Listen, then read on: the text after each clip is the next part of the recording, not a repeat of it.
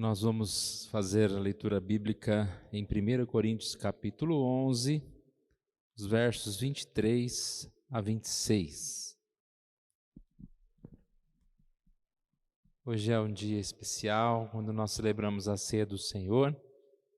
Nós vamos falar um pouquinho sobre esse tema, baseado aqui nas instruções de Paulo aos Coríntios. 1 Coríntios capítulo 11, versos 23 a 26. Porque eu recebi do Senhor o que também vos entreguei, que o Senhor Jesus, na noite em que foi traído, tomou o pão, e tendo dado graças, o partiu e disse: Isto é o meu corpo, que é dado por vós. Fazei isso em memória de mim. Por semelhante modo, depois de haver ceado, tomou também o cálice, dizendo: Este cálice é a nova aliança no meu sangue. Fazei isso todas as vezes que o beberdes em memória de mim.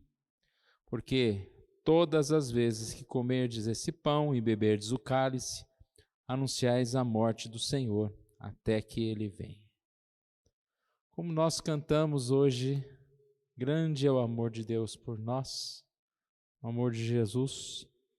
E nós, quando participamos da ceia, temos essa oportunidade, não só de nos fortalecermos espiritualmente, mas de uma forma agradecer ao Senhor pelo seu amor, pelo seu cuidado. Calvino, falando a respeito da ceia do Senhor, respondeu a seguinte questão: por que Cristo instituiu a ceia? De forma resumida, ele disse: como um bom pai de família, ou seja, que Deus nos considera seus filhos, como um bom pai de família que se preocupa com seus filhos, quis dar a segurança de sua perpétua liberalidade para nós, dando-nos um presente. Chama a ceia de um presente especial de Deus, para que a gente pudesse sempre estar lembrando dele, lembrando da aliança que nós temos com ele. E realmente a ceia é um sacramento. Quando nós comemos e bebemos, nós fazemos isso em memória, é um momento de lembrança. Como é bom lembrar de algumas situações, de alguns momentos, de pessoas que já partiram, e nós temos aí, entre aspas, os nossos sacramentos, algumas coisas que nos trazem essa memória. E aqui a ceia, ela é sim uma grande lembrança de Jesus. Quando nós participamos, nós somos assim fortalecidos e nós temos aprendido que a ceia é um alimento espiritual.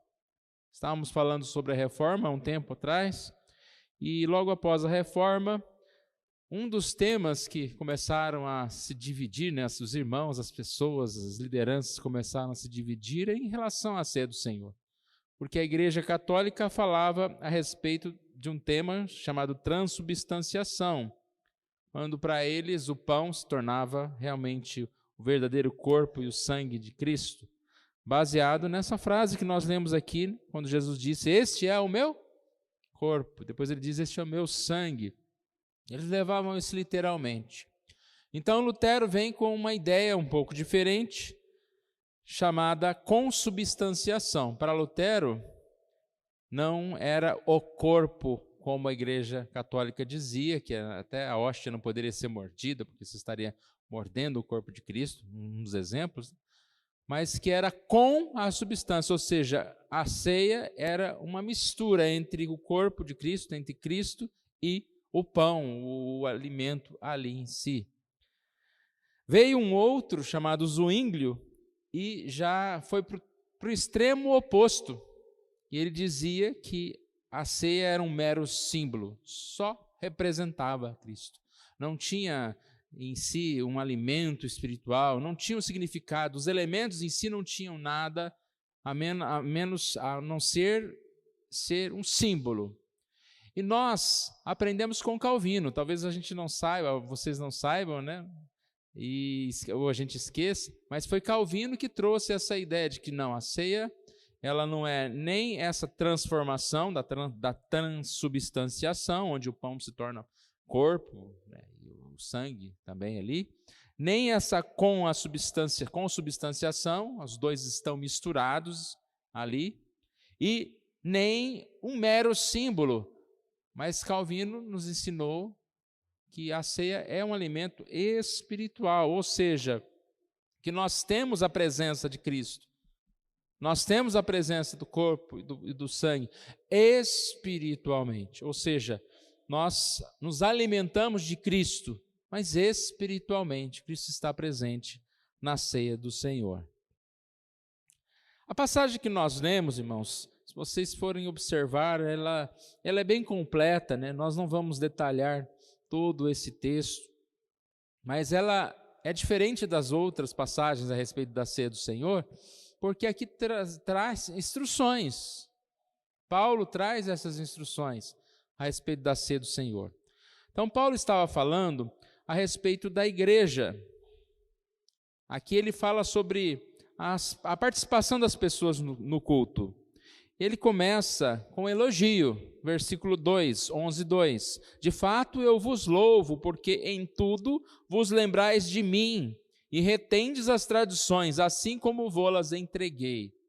Ele deixa claro que ele, mesmo depois exortando a igreja, ele não está desmerecendo aquela igreja, ele não está dizendo que aquela igreja não entendeu nada, que aquela igreja não seguiu. Então ele foi sábio, ele fala, olha, vocês, eu tenho alegria, eu tenho assim esse louvor a Deus, porque vocês ouviram e estão seguindo as tradições. Mas depois ele vai discorrer alguns problemas. Nós vamos nos deter aqui a partir do texto que nós lemos, né? A partir aqui do momento da ceia, versículo 23, e repare que ao mesmo tempo que ele disse que vocês estão guardando, agora de certa forma ele vai mostrar, olha, vocês estão guardando, mas não está tão correto como devia. Olha o que ele diz no versículo 23, porque eu recebi do Senhor o que vos entreguei. Primeiro, então, ele está dizendo que o que ele ensinou, essa tradição, é algo que ele recebeu de Cristo, não era nada da cabeça dele, era um ensino de Cristo. E o que ele fez? Eu vos entreguei. E aí ele vai explicar para aqueles irmãos, detalhadamente, a respeito da ceia do Senhor. E o problema que havia na igreja, já adiantando, antes de passar versículos aqui mais à frente, o problema que havia naquela igreja, podemos dizer que resumia-se basicamente em dois. Primeiro, a questão da divisão. Aqui, no caso, uma divisão entre ricos e pobres. E segundo, o próprio ritualismo, quando eles participavam da ceia, mas não era a participação espiritual, não era a participação em memória, em lembrança, mas era uma participação mais, digamos assim, ritual. Vamos reunir lá, vamos comer e beber, e no momento lá a gente come a ceia, mas não havia essa atenção. Tanto que a gente percebe aqui, logo no começo, que ele fala, né, que quando vocês estão se reunindo, vocês não é a ceia, versículo 20, não é a ceia do Senhor que comeis. Por que ele está dizendo isso? Não é a ceia, mas não era a ceia? Ele está dizendo que não é a ceia, porque a ceia do Senhor é para ser comida de forma espiritual, de forma a estar envolvido com tudo aquilo que está acontecendo. Vamos dar um exemplo mais abrangente. Eu posso dizer, olha, não é um culto que você prestou essa noite. Quando você se reúne, quando você vai na igreja, não é o culto que você prestou. Para quem que eu poderia dizer isso? Para alguém que mesmo que vindo à igreja, não estava ali espiritualmente, não prestou atenção, talvez ficou olhando no celular o tempo todo, ou pensando em outra coisa. Quando se cantou, não cantou. Quando estava se pregando a mensagem, não prestou atenção. Você pode chegar e falar, olha, não é o culto que você participou. Você foi ali. Então, mas basicamente Paulo diz, olha, não é a ceia que vocês participavam. Estão participando da ceia. Vocês estão se reunindo, mas não é a ceia que vocês estão participando. Problema de desunião. Qual era esse problema, irmãos? A Santa Ceia, antigamente, ela seguia uma tradição que todas as vezes era relacionada com uma festa, chamada Festa do Amor. Repare quando a gente lê o texto aqui, ele fala no versículo 25, por semelhante modo, depois de haver ceado, tomou também o cálice. Ele está falando aqui, isso é meu corpo, partiu e deu graças, e depois de haver ceado, tomou o cálice. Havia uma ceia, não é o pão especificamente, mas havia a festa da Páscoa. Que festa era essa? Era um momento de alimento. Então, na linguagem de hoje, fala, depois de comer, de se alimentar, partiram lá, tomaram o cálice. Ou seja, foi num momento de jantar, no momento em que eles estavam reunidos, que a ceia foi ministrada. E aí, na tradição, na sequência, a igreja fazia isso, a chamada Festa do Amor, porque é o momento que Jesus instituiu a ceia, e eles se alimentavam, eles comiam, e depois participavam da ceia todos juntos. E essa tradição foi perdida. Não sei se foi por causa desse problema que teve aqui, mas hoje em dia a gente não reúne assim. A nossa ceia, ela é variada, Nós temos 2 vezes por mês, tem igrejas que tem 1 vez por mês, tem igrejas que tem a cada tantos meses, Então há uma diferença na forma de tomar a ceia, mas não tem mais esta tal festa. Sobre essa questão da forma de tomar a ceia, tem também uma forma diferente quando alguns, digamos assim, tomam todos juntos, o pão, esperam o outro, ou a gente, como a gente toma, quando recebe, já toma. Então há diferenças. Mas qual que era o problema?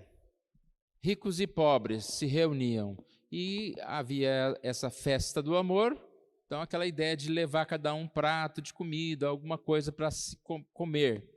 O problema não é esse, É muito bom quando a gente pode reunir, todo mundo leva, e não tem o meu bolo é esse, a minha comida é aquela, eu trouxe o... Não, tudo está misturado lá, Todo mundo come de tudo. Só que eles se separavam. Então, os ricos chegavam talvez mais cedo, ou se colocavam num lugar e comiam tudo.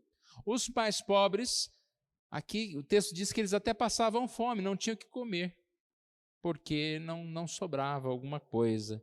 Então, a gente percebe que havia uma grande desunião no caso aqui, Versículo 21. Porque ao comerdes, cada um toma antecipadamente a sua própria ceia. E há quem tenha fome, ao passo que há também quem se embriague. Não tendes porventura casas onde comer e beber? Ou menosprezais a igreja de Deus e envergonhais os que nada têm? Que vos direi, louvar-vos-ei, nisto certamente não vos louvo. Então percebe que ele faz esse recado, dá esse recado, Comem antecipadamente, vocês deixam alguém passar fome, vocês menosprezam a igreja, envergonham pessoas. Foi bem sério aqui, a questão do chamado todo. E eles então são chamados aqui de se unir para pior. Quando vocês se reúnem, não é a ceia do Senhor que estão tomando. Aí nós chegamos no texto que nós fizemos a leitura, porque eu recebi do Senhor, versículo 23, o que também vos entregou. O Senhor Jesus, na noite em que foi traído. Repare nessa ideia de na noite em que foi traído, foi o momento em que ele dá o exemplo de amor. Eu vou morrer por vocês. Tomou o pão e, tendo dado graças, o partiu e disse, isto é o meu corpo que é dado por vós. Fazei isso em memória de mim. E nós vemos aqui essa ordenança de Jesus para nós. Tomou o pão, tomou o cálice. O verso 26 diz, porque todas as vezes que comerdes esse pão e beberdes o cálice, anunciais a morte do Senhor até que ele venha. A ceia tem esse aspecto interessante. Ele é um momento de memória, um momento de lembranças, tanto aqui no caso do passado como do futuro. Porque todas as vezes que comerdes, o que Jesus disse que nós devemos fazer? Anunciais a morte do Senhor até que ele venha. anunciar a morte do Senhor é olhar para trás, né? É o que Jesus Cristo fez por nós. O até que Ele venha já é olhar para frente. Então, todas as vezes que nós tomamos a ceia, nós temos esse aspecto interessante, né? E tão saudável, para que a nossa esperança esteja no lugar certo, que é em Cristo. Porque no momento da ceia nós olhamos para trás e vemos que Cristo morreu por nós, que Cristo nos amou, que nós somos perdoados, que nós podemos assim, né, descansar, que nós estamos unidos a Cristo. E ao mesmo tempo nós olhamos para frente até que Ele venha. Olhamos e lembramos da promessa, da esperança que é Jesus, da esperança da vida eterna. Olha, irmãos, a gente vive num mundo, né, que aparentemente parece estar um caos. Sempre esteve, né? Mas agora tem essa tal de internet que às vezes a gente descuidadamente dá uma olhada, aí a gente olha, parece que o mundo está pegando fogo e vai explodir, né? E, na verdade, se a gente se atentar somente para as coisas desse mundo, para os problemas desse mundo, nós vamos desanimar. Porque esse mundo não tem conserto. Tem gente que tem esperança que esse mundo vai consertar, você acredita nisso? Tem gente que tem esperança que, de repente, alguma coisa vai acontecer e vai resolver o problema.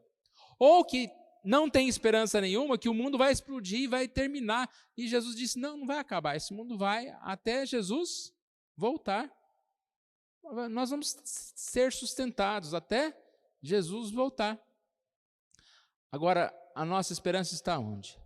Em olhar para trás, em ver Jesus que morreu pelos nossos pecados. Em olhar para frente, ver que Jesus vai assim também nos dar a salvação. E assim nós renovamos a nossa esperança.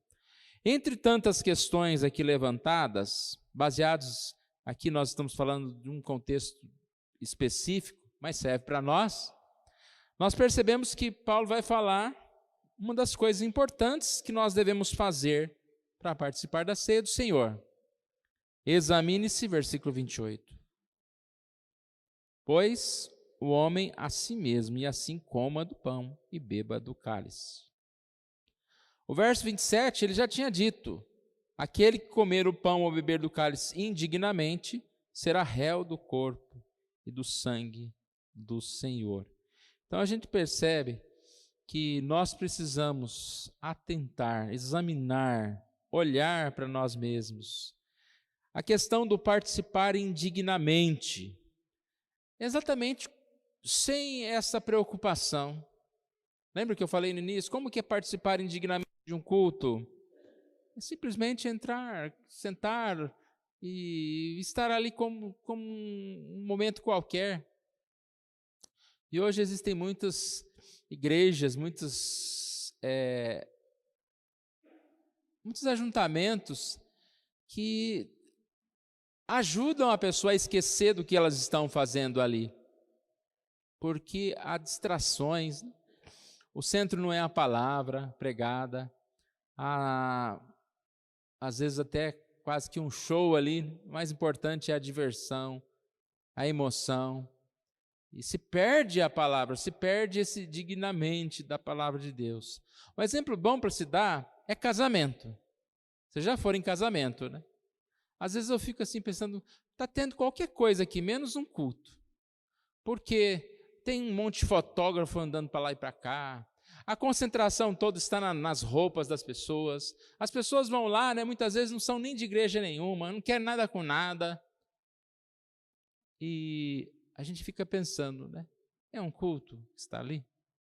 Às vezes nem os noivos estão ali, só foram ali por uma formalidade.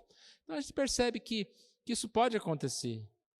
E nós não temos aqui um momento para examinar o outro, né? O que diz a Bíblia? Examine-se a si mesmo. Então quando a gente vem aqui na igreja, fulano está aqui, vai tomar ceia. Olha lá, que absurdo, aquela pessoa lá não devia estar nem na igreja, está tomando ceia. A Bíblia não falou que a gente tem que fazer isso, né? Talvez em algum momento a gente, como conselho da igreja, tem que tomar uma atitude. Se alguém não está em comunhão e está tomando a ceia, a gente tem que tomar uma atitude. Mas o principal aqui para nós é examinar a si mesmo. Eu achei curioso nesses estudos que eu estava fazendo a respeito desse texto, dessa mensagem, que eu disse que há tradições diferentes, né? E tem uma das igrejas dessas reformadas, mas não a presbiteriana, nos Estados Unidos, que eles tomam a ceia, parece que, não sei se é 4 meses, há uma coisa assim. E eles são bem rigorosos. Aí a liderança, quando está se aproximando do dia da ceia, começa a fazer visita nas casas. Por quê? Para ver se está tudo bem lá, se está tendo alguma briga em casa, vocês estão tudo certinho aí, né? Quem contou isso foi o Augusto Nicodemos, que ele estava lá fazendo um curso lá, e foram visitar ele, né, para ver se estava tudo certo, porque ia ter ceia no outro domingo, né? Eu falei, olha a preocupação, né? Não, aí como liderança, eles estavam fazendo isso, querendo saber se está tudo bem. Talvez a liderança não perguntou para você se está tudo bem, mas você, antes de vir para a igreja hoje, você fez essa pergunta para você mesmo? Você se examinou? Você lembrou que hoje era dia de ceia? E lembrando isso, teve algum momento do seu dia que você falou, olha, vou orar, vou colocar aqui diante de Deus. Porque essa passagem, Paulo não está colocando terror aqui, ele está falando uma verdade.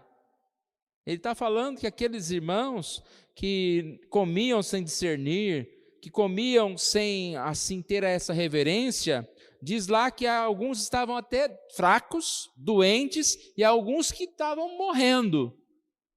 Por quê? Por estar vivendo indignamente, espiritualmente.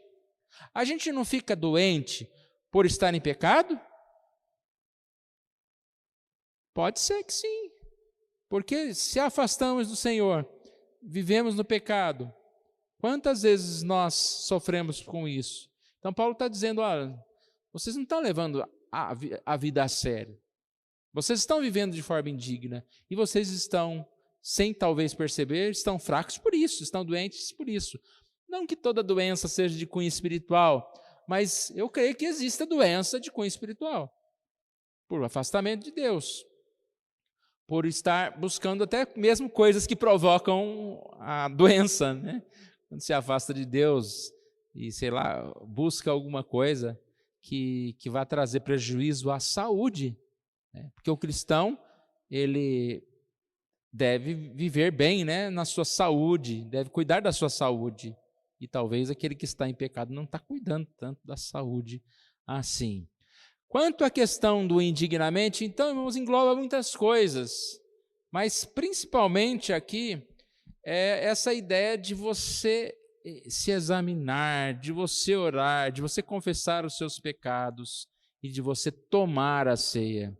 Isso aqui tem que ficar muito claro para nós, porque aqui diz: examine-se, pois, e coma e beba, porque quem não se examina, come e bebe e não está nem aí, porque ele não está a fim de se examinar. E ele pode estar correndo um sério risco por isso, por estar fazendo isso. Mas o que o texto diz aqui é que nós devemos nos examinar, confessar e comer. Aí tem algumas frases que também de Calvino, que eu acho muito oportunas para isso, que diz que participar da ceia de forma digna é ter a consciência de nossa indignidade. Ou seja, a nossa dignidade é a consciência da nossa indignidade. Vou repetir. A nossa dignidade é a consciência da nossa indignidade. Porque aquele que se examinou e falou, não, eu posso tomar ceia, se o Senhor quiser, eu posso até servir esse povo aqui, porque olha, eu e o Senhor estamos assim juntinho. Aí já não está, né? Está se achando tão digno assim, já está errado. Mas quando nós nos examinamos e percebemos como nós somos pecadores, e quando nós tomamos a ceia, não distraídos, mas envolvidos com aquilo que estamos fazendo, reconhecendo, como Cristo disse aqui, que nós devemos fazer isso em memória, lembrando, anunciando a vinda do Senhor, nós vamos participar de forma digna. Ir até Cristo, examinar-se e beber, discernir o corpo. O que é discernir o corpo? Pela sequência aqui, o texto está falando de corpo de Cristo, né? Isso é o meu corpo que é dado. Depois ele fala de discernir o corpo. A linguagem direta dá a entender isso, que ele está falando que a gente tem que discernir o que nós estamos fazendo. Que Nós estamos participando de um momento espiritual da lembrança da morte e ressurreição de Jesus. Discernir quem é Jesus, o que ele fez por nós. E alguns comentaristas colocam também o corpo como a igreja, porque a igreja é o corpo de Cristo. Então, discernir o corpo também nesse sentido de estar bem com os irmãos, de estar bem no sentido de amar os nossos irmãos, que aqui também o contexto falava bem sobre isso. Como você vai participar da ceia, se você está ali, come primeiro e deixa o outro sem alimentar-se. Discernir e participar. Nós, assim, podemos tomar a ceia e ser abençoados. Ao contrário, sem discernir, indignamente, nós vamos beber, como diz aqui, juízo. Nós vamos tomar algo que vai fazer mal para nós. Nós vamos nos afastar mais do Senhor do que nos aproximar do Senhor. Que essa é a questão da disciplina. Muitas vezes alguém pergunta, mas essa pessoa está disciplinada, não toma a Santa Ceia. O argumento está relacionado a isso, que alguém que está em pecado e não consegue discernir que está assim, ele é convidado a uma reunião ou exortado e disciplinado para que ele entenda. Então, mas a igreja não acolhe o pecador, não. A forma de acolher o pecador, algumas vezes, é disciplinando, é chamando a atenção dele. Não é falar, não, fica aqui com o seu pecado mesmo, toma ceia. Então, aqui essa ideia de chamar a atenção e assim ajudar uma pessoa a voltar para Jesus, voltar para Cristo. Mas se nós cumprirmos a palavra, examinarmos a nós mesmos, nós nem vamos precisar desse puxão de orelha de algum outro, mas vamos participar da ceia. Irmãos, concluindo, por que Cristo instituiu a ceia? Calvino disse, Deus, depois de ter nos recebido em sua família, não para serviço de nós como criados, e sim para ter-nos no número de seus filhos, a fim de conduzir-nos como um pai de família, que se preocupa com seus filhos e descendentes, pensa no modo de sustentar durante toda a nossa vida. E não contente com isso, nos quis dar segurança de sua perpétua liberalidade para nós, nos dando um presente. Para esse fim instituiu, por meio do seu unigênito Filho, outro sacramento, a saber, um banquete espiritual, no qual Cristo assegura que é o pão da vida, o qual nossas almas são mantidas e sustentadas pela bem-aventurada imortalidade, que é a Santa Ceia, um presente de Deus para nós.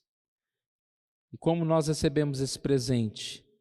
Tomando esse banquete espiritual, e a partir de tomar, lembrar que Jesus é o pão da vida. Jesus deu sua vida por nós, Jesus é o alimento, o verdadeiro alimento para as nossas vidas. Nós não estamos perdidos, o mundo não está perdido. Para os cristãos, o mundo está no lugar certo.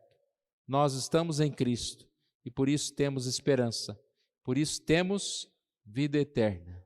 Assim Deus nos abençoe. Vamos orar? Pai querido, nós agradecemos a Ti por este momento, ó Deus, pela oportunidade que o Senhor nos dá, de nos reunirmos em torno da Tua mesa, ó Deus. Ó Pai querido, tem misericórdia de nós, porque nós não somos dignos de estar aqui, não somos dignos de participar da Tua ceia, mas o Senhor Jesus morreu por nós, para que pudéssemos, assim, ó Deus, pela Tua graça, pela Tua misericórdia, ter comunhão com o Senhor, ó Deus. O que o Senhor Deus pede de nós é que nós estejamos conscientes do nosso pecado e conscientes da seriedade desse ato pelo qual vamos fazer agora. Conscientes, ó Deus, de que ao participar, nós estamos dizendo e assumindo um compromisso com o Senhor, de andar com o Senhor, de ser servos do Senhor, ó Pai. Tenha misericórdia de nós, para que nenhum de nós venha tomar indignamente. Que nenhum de nós, ó Deus, afaste-se da ceia por causa do pecado, mas que a Santa Ceia seja sempre para nós, ó Deus, aquilo que nos aproxima de Cristo e nos afasta do pecado, ó Deus. É isso que nós oramos, pedimos, agradecemos em nome de Jesus. Amém.